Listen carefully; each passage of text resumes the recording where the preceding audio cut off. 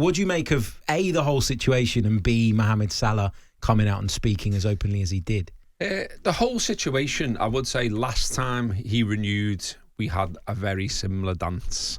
And so here we are again.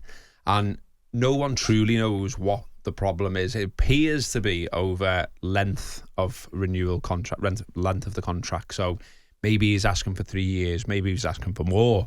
He is in incredible shape, of course. He's banging the goals in once again, assists as well, and important goals on top of that, match winners, etc. In terms of what he did post Southampton, I didn't really get the point in it, if I'm being honest. He'd already done the same type of thing post Man United at Old Trafford. He'd also done something post Brighton where he put something on social media. So how many times can you pull the same trick, really? And you know, the lads you can hear on the audio there, they're some of the local reporters in Liverpool. Paul Gorse from the Echo, James Pearce, who does the Athletic. He never speaks to them. He always walks past them in the mix zone. And yet this time he chose to go to them and make that statement. I don't really know what it's for. Every fan that I know wants him to sign. Every fan wants to keep him. Every fan thinks he can keep going and be like Lewandowski, be playing at 36 at a very top level, that type of thing. So we all know that. And when he says, I haven't had a contract, well, we know that there are no negotiations. They have definitely taken place. They just haven't reached a conclusion. So I don't really get what it was for, what it added. He knows his own theatre, if you like, you know. So he scored the winner. He's whipped his top off. He's shown us the abs once again, just to make sure you know. Just to make sure you know the shape that he's in. And then he's gone and said what he said about his contract on top. But we already knew about the contract. So yeah, I didn't really get the timing of it, especially when we've got, you know, we beat Real Madrid in the week. We've obviously got Man City this weekend. I wanted to read articles and stuff in the newspaper about those games, to be honest with you, not about Mo Salah still moaning about his contract. All that said, I think he's brilliant. He's closing in on being the 4th top goal scorer in Liverpool history. I want it signed, I want it done, but it can't be at any price and it can't be at any length. We've got to be sensible about this. So yeah, I didn't understand the time. I wouldn't go as far maybe as Jamie Carragher did. Jamie was particularly angry, I think, about the situation, but I just didn't get it. I didn't get it. Do you know, it's interesting to hear you say that. You know, when you say you didn't get it, maybe I'm oversimplifying it here, but I feel like I completely get it. Really? We know why does he need to keep doing it, though? 3 times now this season. He's gone, well, I want the contract. We know you do. Yes, but it's part of the game, as you suggested at the top of this segment. It's the dance that's being danced and almost the game of chicken that's being played with the Liverpool hierarchy. But him going and saying that it's more likely that he'll leave, that to me it's a call to action for the fans, isn't it? It's him saying that unless something changes, I'm going to be leaving. Off the back, you've seen what I've just done on the pitch. You've seen the outrageously brilliant physique that I now have. I've just won Liverpool 3 points. Pretty much the reason that Liverpool won that game was because of the brilliance of Salah. The timing was perfect for him to just go and flag to everybody that as things stand, he's on his bike. Is that? I mean, I don't have an emotional attachment to this. I look at it from the outside in, and I think that for Mo Salah to do this now, and to be doing it repeatedly over the course of this season, it says to me that he's grown really frustrated, because this feels out of character for Mo Salah. He's not the type of player that I would expect to front up and do what he's doing. So does it show a sign of the fact that maybe we're at a breaking point now, where it's like, get it done or I'm gone? There isn't that much room for negotiation anymore, at least from his point of view. Yeah, I mean, look, if you twist it on its head and wonder why Liverpool hadn't had it done by now anyway, it could be if they were being ultra safe at his age. Will he keep performing to the level and all that kind of stuff? But as soon as he's getting to figures like, you know, being the only player in the top 5 leagues in Europe to have 10 assists and 10 goals, now 12 goals, you know, when he's doing stuff like that, when, as Rory says, winning games and proving to be crucial in so many games, then you would think there's nothing else to wait for now. But the stuff that came out from the club side of things in the week seemed to be, it's not that they won't pay him, It's how long he wants. Yeah. That's where there's a debate over it. So we don't know what that is. We don't know how long. Like, is he being unrealistic? Is he asking for 5 years? Is he asking to be tied down till he's 38? Can you predict this at all? Can you, if pushed, and we just say, how do you anticipate this ending? Do you feel like Liverpool have Mohamed Salah in their ranks when the season starts next year, for example? I'd like to hope so. And I think, in my personal opinion, based on everything I've seen and heard and everything else, I think he will be here.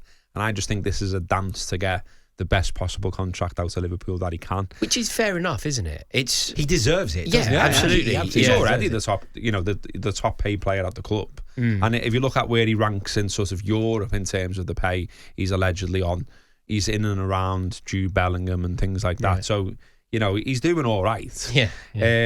I think that maybe one of the problems for Liverpool as well is that the 3 contracts are all lapsing at the same time, which looks like terrible management and probably is.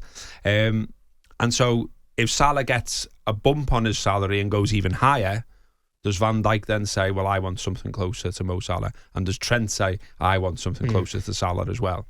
And a Liverpool then going, that's really pushing our budgets now. And is that maybe part of the problem as well? Considering how well Liverpool have been run and like FSG at various points in their time, it feels like they've been perfect. The reason that they've been able to challenge Man City is because both Jurgen Klopp and FSG and everybody involved with the club, in fact, have been perfect.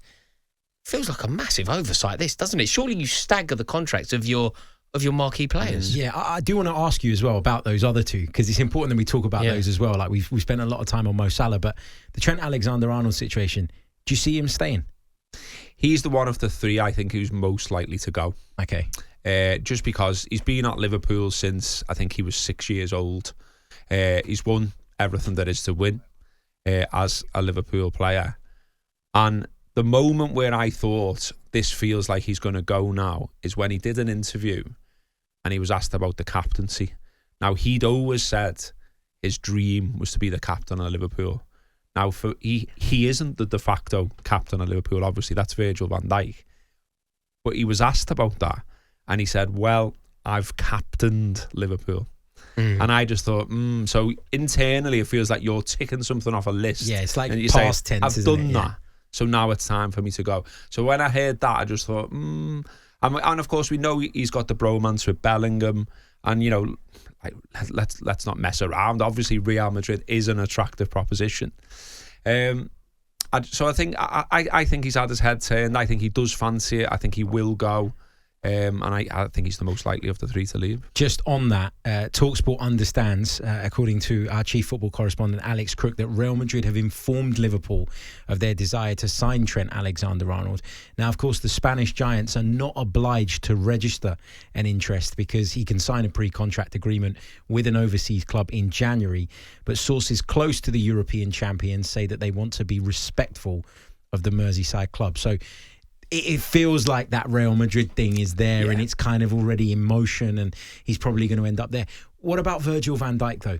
Because for me, I look at him and I would argue, and you might say I'm completely wrong, I would argue that his best days are maybe just behind him in terms of how he's come back after that injury. I know he's improved over time since that point, but he's still not the Virgil van Dijk of old, I don't think. But that's another one that's on a knife edge. What happens there? Does he stay? Does he go?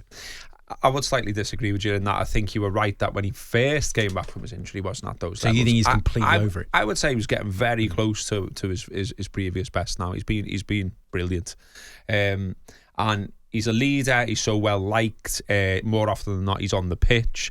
You can rely on him to be fit, basically. And look, he's done it all as well. Like, who do you want in a dressing room when you're going for a Premier League or to go far in the Champions League or anything else? Someone like Virgil, absolutely. And that calmness that he's got, no matter what's going on, absolutely brilliant. Sometimes he will get done and sometimes he has been done, but he's another one. I absolutely want him to stay. And I think if we're ranking them all, I think he's the most likely to stay of the 3. I think that will get done.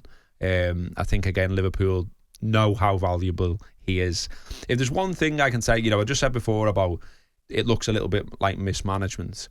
There's one thought I've got about it all, which is the fact that Klopp was going. So I think, is there an aspect of all 3 of them said, well, let's have a look what the club's like once Klopp goes, because he was so all-powerful at the club. He he had control of everything in the end. And, you know, there's various stories around why Michael Edwards decided to pack up and go, the sporting director, and Klopp got even more power off the back of that. Then you've brought in a head coach from the Dutch league that not everyone had heard of and not everyone was sure of. So it was probably fair enough that they had a bit of a look. Yeah. But now that we're top of the league, we're top of the Champions League, if that's a thing. I always get confused with saying that as well. I know. What are you meant to say? The Champions League table. Yeah. Top of the Champions League. There we go. Again, it feels a little bit like, you know, if Liverpool were waiting to see if Mo Salah can still cut it, well, yeah, he can, so get it signed. And if all three of them are looking, can Slot cut it? Well, yeah, he can, so let's get it signed. I'd love for it to be done now, and for us to actually, you know, be able to concentrate on trying to win the league and looking at how well we're playing and things like that, because it is a constant distraction. You know, Slot's asked about it in every single press conference, and he must be so bored of answering it. He's never going to give anyone a different answer. He's the head coach anyway. It's not even up to him. Because, you know, when people keep saying it's a distraction, well, if you're Slot, he can go on the training field and say, listen, lads, I'd sign all ears, but it's not up to me. It's not. I'm the head coach, so should we crack on with winning things? Yeah. So I don't think it is the distraction that people maybe think it is. Just very quickly, Caoimhin Kelleher, what have you made of him? Because he feels like he's too good to be a second-choice goalkeeper. It's clear that he's not entirely satisfied with that role at Liverpool as well. Yeah, every time he steps in, he does a brilliant job. Is there a chance that he could stay? Is there a chance that, you know, he does eventually go on to be Liverpool's number one? Or do you feel like the writing's on the wall? I think it's up to him. I think if he's happy to stay where he is and try and fight for the place, I think Liverpool would be more than happy for that to be the case, because why not? Because we'd end up with 3 brilliant keepers next season. I think what's more likely, though, is I thought once Alisson signed the new deal, that was us saying he's the number one. Yeah. And so, therefore, the writing's on the wall for Kelleher. I think, as you're saying, I think he's far too good to sit around on benches. He needs to go and play first-team football. He's right up there. Like, I think Alisson pips him, don't get me wrong, but not by as much as I would have once said. He hasn't let us down any time he stepped in.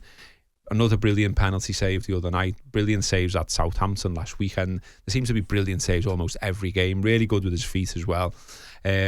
So, yeah, I think Liverpool will probably cash in on him, and he'll go and play first-team football somewhere else. And it can be, for me, top end of the Premier League as well. I mean, I'm looking at my mates here, and I'm looking at the goalies they've got. He's better than all of them. Oh, yeah. I mean, there's no doubt. Is it possible, though, Robbo? Like, you know, when I was thinking about this the other day, I know you signed Mamardashvili, and he was sort of the jewel in the crown of that interest in Georgia's side in the Euros. But is it possible for Kelleher to be too good? And you're going to have to reimagine your stance on this, because I didn't necessarily think that he was this good. And the performance that he's putting in now, I sometimes think that a player can play their way into a squad. Maybe, yeah. And I just don't know if you can let a player leave when they are demonstrating this level of performance. Because if you think about the partnership that's happening in front of him at the moment with Konate and Van Dijk, that's probably now your best partnership of the Premier League era. That's managed to continue. The defence has managed to look that solid, even when the number one goalkeeper is injured. We don't know that it will stay as perfect as it is at the moment with Mamardashvili in there. And I was thinking that there could be a world where they just go, look, we did anticipate selling him. We did anticipate maybe him selling him to a Premier League rival. But he's made himself indispensable, not necessarily to the first team, but certainly to the squad. It reminds me a little bit of the Emi Martinez situation at Arsenal. Yeah, you got that one. He made a pig's ear of that. It seemed to take too long. You made a pig's ear of that. You prioritised Leno. It took too long for people to realise how good a goalkeeper he was, that by the time they tried to turn it around, his mind was already made up and he was already halfway out the door. So I wonder if that's a similar situation. Be interesting, wouldn't it? Be very interesting to see. Like, do they bring Mamardashvili back? Does he stay? Like, big decisions. And they've already stopped Kelleher from going once. Yeah. You know, he could have gone to Nottingham Forest, albeit that I don't think Forest bid quite enough money. But it just seemed to be dismissed out of hand. It was like, well, no, we want him until this other fella comes in. But yeah, that's why I said I think it's down to him. If he says I'm staying and fighting for my place, which is what I would love as a Liverpool fan, obviously. And look, you know, Alisson might have a fight on his hands if he does. You're saving Mbappe penalties, and you're an integral part of the most miserly defence in the country. Yeah. I don't think you can just leave. Yeah, you're right. You're right. It's a big decision for him to make, for Liverpool to make. How will it end up? We'll see, I'm sure.